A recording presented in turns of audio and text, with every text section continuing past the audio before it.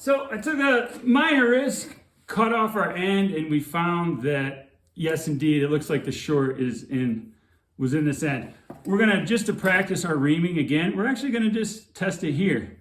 I don't know if you can see the copper. We're gonna go from off on our multimeter, and we're gonna go to the ream.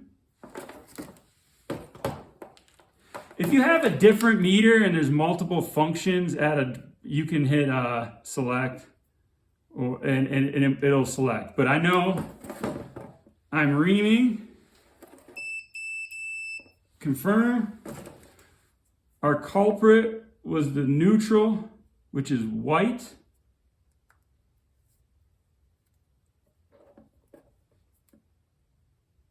Dead. Now just to confirm, I'll go hot.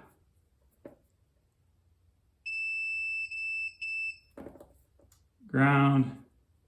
So feel free to skip ahead if you know how reaming works. But again, I just confirmed again that this was the problem. So off cam, I think I showed, we skinned everyone out. Then we're gonna get our end on. I'm gonna pause. You gotta cut all these to length and then skin to appropriate length, because these are actually kind of a pain in the butt. So here we go, let's take this apart. These are real wide threads, so it doesn't take a lot to unscrew them.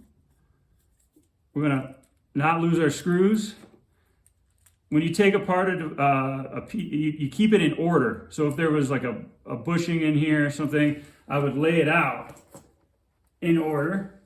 Now I'm gonna keep my fingers on these screws, and we'll set, oh, they're not gonna come out. We're not gonna lose our screws.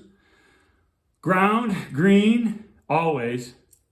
In this case, gold, black wire, hot. Silver, white, neutral. Now, it goes together like this. We gotta put it together like this. Common thing, even the best electrician, don't let them lie to you. They'll forget once in a while to put your collar on first. Don't be ashamed, it happens. Loosen this. Flathead, boo.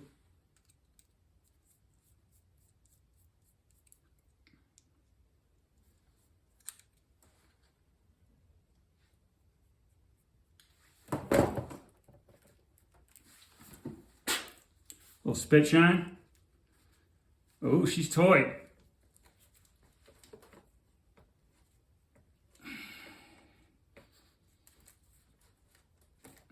Tight is good.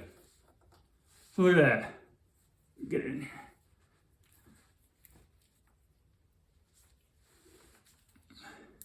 My goodness. I'm trying to get the yellow jacket into the plenum in there, into the bushing. Now, this is how it's going to sit. So a lot of times there's a reference. There's a strip gauge. Let's see. When you install a device, a breaker, an outlet, sometimes there's a strip gauge. Tells you how much to do it. So anyways, that's our length. We're going to add a little more so I can splay them. And then you obviously need the copper. So that's my strip length. This will be my cut length.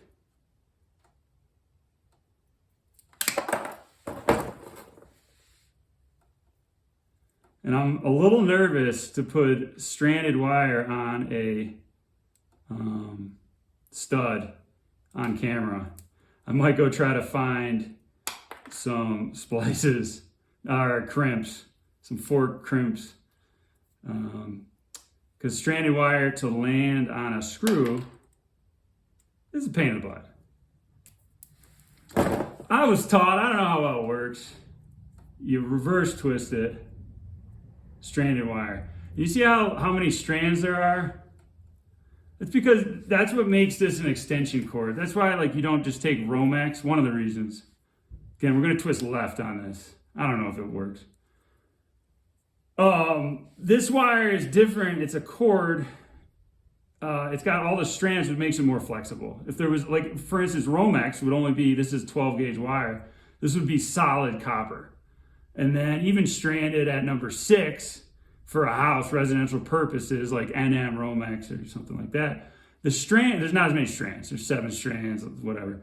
And it makes it less. So particularly for you got car guys out there, the big reason why you use audio grade cable is because of the flexibility. Your car is bouncing around a lot, and yeah, you might pay a little extra or whatever, but do it. Because if you put Romex in your car, it's going to wiggle, wiggle, wiggle, wiggle, and break. This is less brittle. And then while we're on the topic of stranded wire, it's slightly bigger diameter and kind of promotes better electrical flow. I'm not an engineer, but and that for your purposes doesn't mean anything. But so let's see if we can do this efficiently. Okay, so I'm saved here. These will be easy. Will this break off? Yeah. Okay, so I don't have to twist. I'm no longer in fear of embarrassment. So we're gonna stab in. So now we know, you see that little clamp there? So now that's my strip gauge. I'm gonna cut a little off. I don't want much copper exposed beyond the lug. Again, skip over this or just skip this video if you're an electrician or something. This is amateur stuff. But it is kind of tricky, and these ends are a pain in the butt. So if you want good cutters for cutting stranded, we're just trimming this back. What I tell apprentices,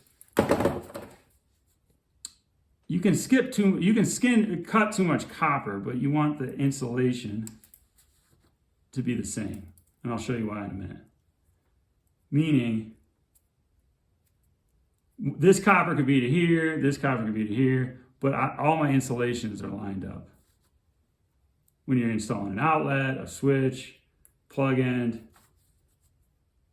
And yes, my pliers are a little raggedy.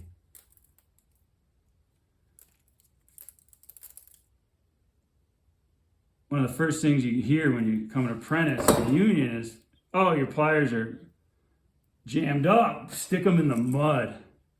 Stick them in that Louisiana clay and let them dry out and then hit them with WD-40. You think they're playing a trick on you, but it's actually, they mean it. So we're going to try to get in that little gap-a-rooney there. A cord end, I'm particularly, you want to do it right because this thing's going to be outside. It's going to get abused. It's going to be used by people other than you. That's why all my wires are the same. So I kind of end it all at the same time. We're looking at our fray. This is the thing that happens in the solar industry. Guys use stranded wire and they don't make good terminations. And one of the things with good terminations is if you have these little strands, they're not going where they're supposed to. So take your time in prepping the wire. Make sure you're you're threading the needle, almost literally. And yeah, so I got some strands sticking out there. I'm getting impatient, but for the sake of the video, so my ground's kind of jamming up.